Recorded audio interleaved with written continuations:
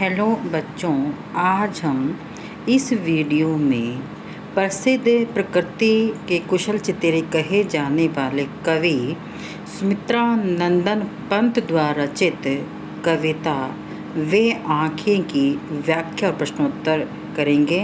Video number 1 में मैंने आपको वे आँखें कविता का सारांश एवं कवि परिचय बताया था। तो वे आँखें कविता की व्याख्या शुरू करने से पहले मैं कविता के बारे में थोड़ा सा आपको बताऊंगी कि यह कविता पंत जी के प्रगतिशील दौर की कविता है। इसमें विकास की विरोधाभास अवधारणाओं पर करारा व्यंग किया गया है। युग युग से शोषण के शिकार किसान का जीवन कवि को आहत करता है। दुखद बात यह है कि स्वतंत्र भारत में भी किसानों को केंद्र में रखकर व्यवस्था ने निर्णायक हस्तक्षेप नहीं किया। यह कविता दुष्चक्र में फंसे किसानों के व्यक्तिगत एवं पारिवारिक दुखों की परतों को खोलती है और स्पष्ट रूप से विभाजित समाज की वर्गीय चेतना का खाका प्रस्तुत करती है। तो आइए अब हम कविता की सप्रसंग व्याख्या करेंगे और साथ ही साथ उनके शब्दों का अर्थ। तो देखते हैं कविता। अंधकार की गुहा सरीखी इन आँखों से डरता है मन, भरा दूर तक उनमें दारुण दैन्य दुख का नीरव रोदन। वह स्वाधीन किसान रहा अभिमान भरा आँखों में इसका, छोड़ उसे मझधार आज संसार कगार सदश पर वह खिसका। तो पहले शब्दार्थ देखते हैं। अंधकार अंधेरा, गुहा गुफा या सुरंग, सरीखी समान, दारुण निर्दयी या कठोर, दैन्य दीनता या गरीबी, नीरव शब्द रहित, रोदन रोना, स्वाधीन स्वतंत्र या आज़ाद, अभिमान गर्व, मझधार समुद्र का बीच या नदी का बीच कह सकते हैं, लेकिन यहाँ मझधार जो है समस्याओं के बीच कहेंगे हम। कगार किनारा, सदर्श समान। तो आइए पहले प्रसंग देखते हैं कि किसानों की स्थिति का वर्णन करने वाला प्रस्तुत काव्यांश आरोह भाग 1 में संकलित कविता वे आँखें से लिया गया है।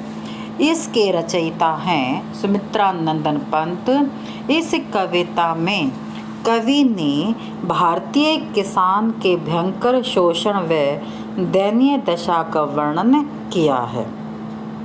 कवि कहते हैं कि शोषित किसान की गड्ढों में धसी हुई आँखें अंधेरी गुफा के समान दिखती है, जिनसे मन में अज्ञात भय या डर उत्पन्न होता है। कहने का अर्थ है कि किसान का अत्यधिक शोषण हुआ है और शोषण के कारण किसान का जो चेहरा है बहुत ही कमज़ोर हो गया है और उसकी आँखें बिल्कुल धंस गई हैं और वे आँखें ऐसी लगती हैं कि जैसे भयंकर अंधेरी गुफा हों। और उन शोषित किसान की आँखों में जब मैं अर्थात कवि झांकते हैं तो उसके मन में एक अज्ञात भय या डर उत्पन्न होता है। अब आगे ऐसा लगता है कि उनमें बहुत दूर तक कोई दुखदाई दैन्यता व दुख का मौन रोना भरा हुआ है। उसकी आँखों में भयानक गरीबी का दुख भरा हुआ है। किसान का अतीत यानी बीता हुआ समय बहुत अच्छा था। वह सदा स्वाधीन था। उसके पास अपने खेत थे। उसकी आँखों में स्वाभिमान झलकता था, परंतु आज वह अकेला पड़ गया है। संसार उसे समस्याओं के बीच में छोड़कर किनारे की तरह बहकर उसे दूर चला गया है। कहने का अर्थ है कि एक समय ऐसा था तो किसान आज़ाद थे, उनके अपनी ज़मीन जायदाद थे, लेकिन अंग्रेज़ों के आने के उनकी ज़मीनें छीन ली गई। जब देश आज़ाद हुआ तो किसानों की आंखों में चमक आई कि अब हमारे जीवन सुधर जाएगा, लेकिन सत्तारूढ़ जो सरकार थी उन्होंने किसानों की व्यवस्था की तरफ कोई ध्यान नहीं दिया और उन्हें अकेला एक तरफ छोड़ दिया कि वे अपनी समस्याओं से खुद ही सुलझेंगे। तो किसान आज़ादी से पहले भी उनकी स्थिति में कोई सुधार नहीं था और आज़ादी मिलने के पश्चात भी किसान की स्थिति में किसी तरह का कोई अंतर नहीं आया, उनकी स्थिति ज्यों की त्यों बनी हुई। तो इस काव्यांश का विशेष है कि किसान की उपेक्षा का मार्मिक चित्रण किया गया है। दारुण दैन्य दुख में अनुप्रास अलंकार है, भाषा में लाक्षणिकता है, भाषा में प्रभाव भी विद्यमान है, अंधकार की गुहा सरीखे में उपमा अलंकार है, कगार सदृश में उपमा अलंकार है और कवि ने संस्कृत निष्ठ शब्दावली का प्रयोग किया है। आइए अब इस कविता का दूसरा काव्यांश हम देखते हैं। लहलाते वे खेत दृगों में हुआ बेदखल वह अब जिनसे, हंसती थी उसके जीवन में हरियाली जिनके तृण तृण से, आँखों ही में घूमा करता वह उसकी आँखों का तारा, कारकुनों की लाठी से जो गया जवानी में ही मारा। पहले शब्दार्थ लहराते, लहलाते, झूमते, दृग आँखें, बेदगल अंधकार से वंचित कर देना, तृण तिनका, आँखों का तारा अत्यधिक प्यारा, कारकुन जमींदार के कारिंदे या जमींदार के लठर। अगर वर्तमान की भाषा में कहें तो हम उन्हें बाउंसर कहते हैं जैसे। तो आइए इसकी व्याख्या देखते हैं कि इस काव्यांश में कवि ने भारतीय किसान के भयंकर शोषण व दयनीय दशा का वर्णन करते हुए कहा है कि किसान अपने अतीत अर्थात अपने बीते हुए दिनों को याद करता है कि जब उसके खेत अपने थे, उसकी आँखों के सामने वे उसके हरे भरे खेत लहलाते थे, जबकि अब उनके खेतों से उसे बेदखल कर दिया गया है। अर्थात जिस जमींदार से उसने ज़मीन के लिए कर्जा लिया होगा, उस जमींदार ने उसकी ज़मीन हड़प ली है। कभी इन खेतों में तिनके तिनके में उसकी खून पसीने की जो हरियाली लहलाती थी तथा उसके जीवन को सुखमय बनाती थी, आज वह सब कुछ खत्म हो गया है। किसानों की आँखों के सामने उसके प्यारे इकलौते पुत्र का चित्र घूमता रहता है। उसे वह दृश्य याद आता है कि जब उसके जवान बेटे को जमींदार के कारिंदों ने लाठियों से पीट पीट कर मार डाला था। यह बड़े दुख की बात थी।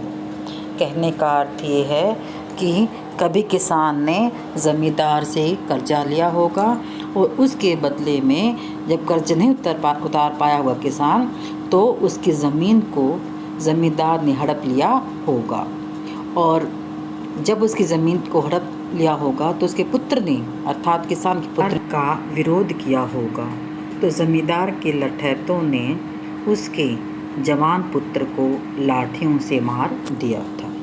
अब इस काव्यांश का विशेष, इन पंक्तियों में जमींदार के अत्याचारों का वर्णन किया गया है।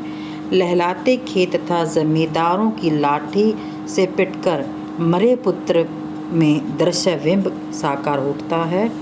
तृण तृण में पुनरुक्ति प्रकाश अलंकार है, जीवन हरियाली में रूपक अलंकार है, आँखों में घूमना, आँखों का तारा मुहावरे का सार्थक प्रयोग किया है, भाषा में लाक्षणिकता है, कवि ने संस्कृत निष्ठ खड़ी बोली का सुंदर प्रयोग किया है।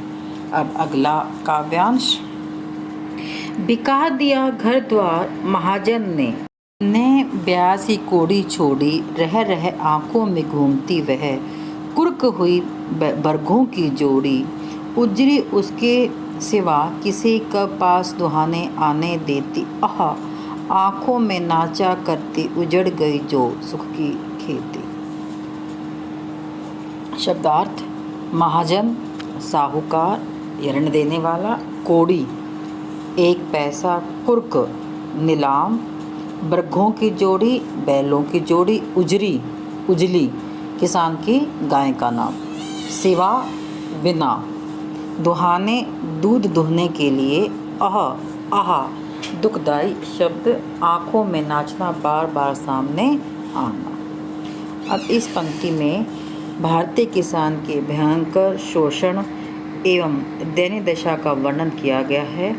कवि किसान की दयनीय दशा का वर्णन करते हुए कहते हैं कि किसान सिर से पैर तक कर्जे में डूबा हुआ था। महाजन ने धन व ब्याज वसूली के लिए किसान की सारी संपत्ति को नीलाम कर दिया, उसे घर से बेघर कर दिया। परंतु उसने अपने ऋण के ब्याज की पाई पाई चुका ली। किसान को सर्वाधिक दुख इस बात का हुआ जब बैलों की जोड़ी को भी उस महाजन ने नीलाम कर दिया। यह बात उसकी आँखों में आज भी चुभती है। उसके रोजगार का जो साधन था वो भी महाजन ने नहीं छोड़ा था। कहने का अर्थ ये है कि किसान कर्जे में डूबा हुआ था और महाजन ने उसका सब कुछ बेच दिया था और उसके जो बैल थे उसकी जोड़ी को भी नीलाम कर दिया था। अब आगे, उजरी, उसके सिवा। किसान के पास एक दुधारू गाय थी जो सफ़ेद रंग की थी और किसान ने उसे पाला था और उसका नाम उसने उजली रखा था। वह किसान के सिवाय किसी और को अपने पास नहीं आने देती थी और वह उसे दूध दुहने देती थी। मजबूरी के कारण किसान ने उसे बेचना पड़ा। इन सब बातों को याद करके किसान बहुत दुखी होता है। वे सारे दृश्य उसकी आंखों के सामने नाचते हैं। अर्थात उसका बीता हुआ जो समय था बार बार किसान की आंखों के सामने आ जाता है। उसकी सुख भरी खेती उजड़ चुकी है, अतः वह निराश व हताश हो जाता। अब काव्यांश का विशेष किसान पर महाजन के अत्याचार का सजीव वर्णन है। कुर्की व गरीबी के कारण बैल व गाय का दृश्य कारुणिक है। घर द्वार की कोड़ी नए नए किस में अनुप्रास अलंकार है। रह रह में पुनरुक्ति प्रकाश है। आँखों में चुभना और आँखों में नाचना मुहावरों का सार्थक प्रयोग कवि ने किया है। ग्रामीण परिवेश साकार हो उठा है। देशज शब्द वर्गों का सटीक प्रयोग है। अगला पद देखते हैं। बिना दवा दर्पण के घरनी स्वर्ग चली, आँखें आती भर देख रेख के बिना दूध मुही बिटिया 2 दिन बाद गई मर। घर में विधवा रही पतोहू, लक्ष्मी थी यद्यपि पति घातिन, पकड़ मंगाया कोतवाल ने, धूप कुएं में मरी एक दिन। दवा दर्पण, दवा इत्यादि। घरनी घरवाली यानी पत्नी। स्वर्ग स्वर्ग। दूध मुही छोटी नन्ही बच्ची। पतोहू पुत्र वधू। लक्ष्मी लक्ष्मी घातिन मरवाने वाली या मारने वाली। कोतवाल थानेदार। इस पद में किसान की पारिवारिक स्थिति का वर्णन करते हुए कवि सुमित्रा नंदन पंत जी कहते हैं कि किसान की पत्नी बिना दवा दारू के अभाव में मर गई। अर्थात किसान की पत्नी बीमार थी और जब उसकी उचित देखभाल नहीं हुई, दवा नहीं मिली, तो वो मर गई, बिना इलाज करवाए मर गई। यह सोचकर बार बार किसान की आँखों में आंसू आ जाते हैं। पत्नी की मृत्यु के बाद उस पर आश्रित किसान की छोटी बच्ची भी बिना देखभाल करे मर जाती है। अर्थात किसान की पत्नी के साथ साथ कुछ दिनों के पश्चात उसकी छोटी बच्ची भी मर जाती है और घर में रह जाते हैं खाली किसान व उसकी विधवा पुत्रवधू, जिसका नाम लक्ष्मी था। परंतु उसे पति को मारने वाले समझा जाता है और समाज में पति की मृत्यु होने पर उसकी पत्नी को हत्या का जिम्मेदार मान लिया जाता है। तो एक दिन कोतवाल ने उसे बुलाकर उसके साथ बुरा व्यवहार किया, अर्थात उसके साथ उसका बलात्कार किया। तो लाज के कारण वह कुएं में डूबकर आत्महत्या कर लेती है। इस प्रकार एक हरा भरा किसान का पूरा परिवार बिखर गया था। तो यहाँ किसान की जो पारिवारिक स्थिति है, जो उसका वर्णन किया, उसकी लाचारी बेबसी का कवि ने वर्णन किया है। आँख भर आना मुहावरे का सुंदर प्रयोग है। घरनी, स्वर्ग, लक्ष्मी आदि तद्भव शब्दों का कवि ने प्रयोग किया है। पति की हत्या के बाद नारी के प्रति समाज के कटु दृष्टिकोण का पता चलता है। साथ ही साथ पुलिस के अत्याचारों का वर्णन यहाँ पर किया है। अब इस कविता का हम अंतिम काव्यांश देखते हैं। खैर पैर की जूती जोरू न सही एक दूसरी आती है, पर जवान लड़के की सुध कर सांप लौटते फटती छाती। पिछले सुख की स्मृति आंखों में क्षण भर एक चमक है लाती, तुरंत सुनने में गढ़ वह चितवन तीखी नोक सदृश बन जाती। पैर की जूती उपेक्षित, जोरू पत्नी, सुध कर याद करना, सांप लौटते अत्यधिक दुखी होना, व्याकुल होना, फटती छाती बहुत दुख होना, स्मृति यादें, चमक लाना खुश होना, चितवन दृष्टि सुनने आकाश सदृश समान। इन पंक्तियों में किसान को अपनी पत्नी की मृत्यु का विशेष शोक नहीं है, यानी उसे विशेष दुख नहीं है। वह उसे पैर की जूती के समान समझता है। यदि एक नहीं रहती तो दूसरा विवाह करने के पश्चात दूसरी पत्नी आ सकती है, लेकिन किसान अपने जवान बेटे की याद आने पर बहुत दुखी होता है और उसकी छाती पर सांप लौटने लगते हैं तथा दुख के कारण छाती फटने लगती है। उसे बेटे की मृत्यु का असहनीय कष्ट है। कहने का अर्थ ये है कि अगर पत्नी, यहाँ पर स्त्री को उपेक्षित माना है कि वह अगर पत्नी की मृत्यु हो जाती दूसरी पत्नी आ सकती है, लेकिन किसान को रह रहकर अपने जवान बेटे की जो लठैतों ने हत्या कर दी थी उसकी याद आते ही वो दुख सहन योग्य नहीं होता। अब अंतिम पद।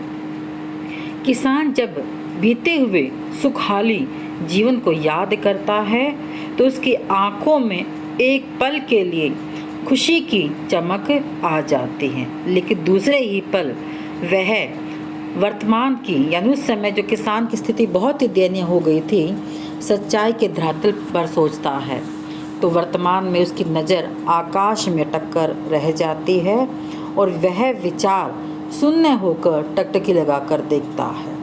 उसकी नज़र तीखी नोक के समान चुभने वाली हो जाती है। तो ये थी वे आँखें कविता की व्याख्या। अब अंतिम पद के हम विशेष करेंगे। काव्यगत विशेषता। पत्नी के प्रति किसान की मानसिकता घटिया है, वह पुत्र को अधिक महत्व देता है। सांप लौटना, छाती फटना, पैर की जूती आदि मुहावरे का सार्थक प्रयोग है। तीखी नोक सदृश में उपमालंकार है। खड़ी बोली है, ग्रामीण परिवेश का चित्रण किया गया है। अब देखते हैं पाठ्य पुस्तक के प्रश्नोत्तर। पहला प्रश्न है, अंधकार की गुहा सरीखी उन आँखों से डरता है मत। आमतौर पर हमें डर किस बात का लगता है? आमतौर उत्तर है, आमतौर पर हमें अंधकार, मृत्यु, आर्थिक हानि, बपान, मारपीट आदि से डर लगता है। उन आँखों में, दूसरा क्वेश्चन है, उन आँखों में किसकी ओर संकेत किया गया है? उत्तर है उन आँखों में उजड़े हुए किसान की आँखों की ओर संकेत किया गया है। वह निराश, हताश व उदासीन है, उसका सब कुछ नष्ट हो गया है। क्वेश्चन नंबर 3, कवि का उन आँखों से डर क्यों लगता है? उत्तर, किसान की आँखों में करुणा, पीड़ा व दीनता का भाव भरा है। इनमें भय व खालीपन है। कवि उनका सामना नहीं कर सकता, इसी कारण उन आँखों से डर लगता है। चौथा प्रश्न, डरते हुए भी कवि ने उस किसान की आँखों की पीड़ा का वर्णन क्यों किया? उत्तर है, यदि कवि इन आँखों से नहीं डरता तो वह कविता नहीं लिख पाता। इसका कारण यह है कि उसे किसान की पीड़ा का बोध नहीं होता। बिना बोध हुए कवि कुछ लिखने में सक्षम नहीं होता। प्रश्न नंबर 2, कविता में किसान की पीड़ा के लिए किन्हें जिम्मेवार ठहराया गया है? उत्तर है, कविता में किसान की पीड़ा के लिए जमींदार, महाजन व कोतवाल को जिम्मेवार बताया गया है। जमींदार ने षड्यंत्र से उसे ज़मीन से बेदखल कर दिया। उसके लठैतों ने किसान के जवान बेटे को पीट पीट कर मार दिया। महाजन ने मूल धन व ब्याज की वसूली के लिए उसके घर, बैल, गाय तक को नीलाम करवा दिया। आर्थिक अभाव के कारण इलाज न करवा पाने की वजह से किसान की पत्नी और पुत्री मर जाती हैं। कोतवाल ने अपनी वासना की पूर्ति के लिए उसकी पुत्रवधू को शिकार बनाया। पीड़ा एवं लज्जा के कारण उसकी पुत्रवधू ने आत्महत्या कर ली। समाज उस पर होने वाले अत्याचार को मूक दर्शक की भांति देखता रह गया। अब अगला प्रश्न, पिछले सुख की स्मृति आँखों में क्षण भर एक चमक है लाती, इसमें किसान किन पिछले सुखों की ओर संकेत किया गया है? तो उसे जो सुख है वो कौन कौन से थे? लहलाते खेत, बैलों की सुंदर जोड़ी, उसकी पालित उजली गाय, पत्नी, पुत्र, पुत्रवधू और खेतों का स्वामित्व। इन सभी से उसे सुख मिलता था तथा वह अपने जीवन से संतुष्ट था। इन सब की स्मृति से उसकी आंखों में क्षण भर के चमक आ जाती थी। तो ये थे इस कविता के महत्वपूर्ण प्रश्नोत्तर। आशा है आपको कविता की व्याख्या और प्रश्नोत्तर समझ आ जाएंगे और इसके लिए मैं आपकी आभारी रहूँगी।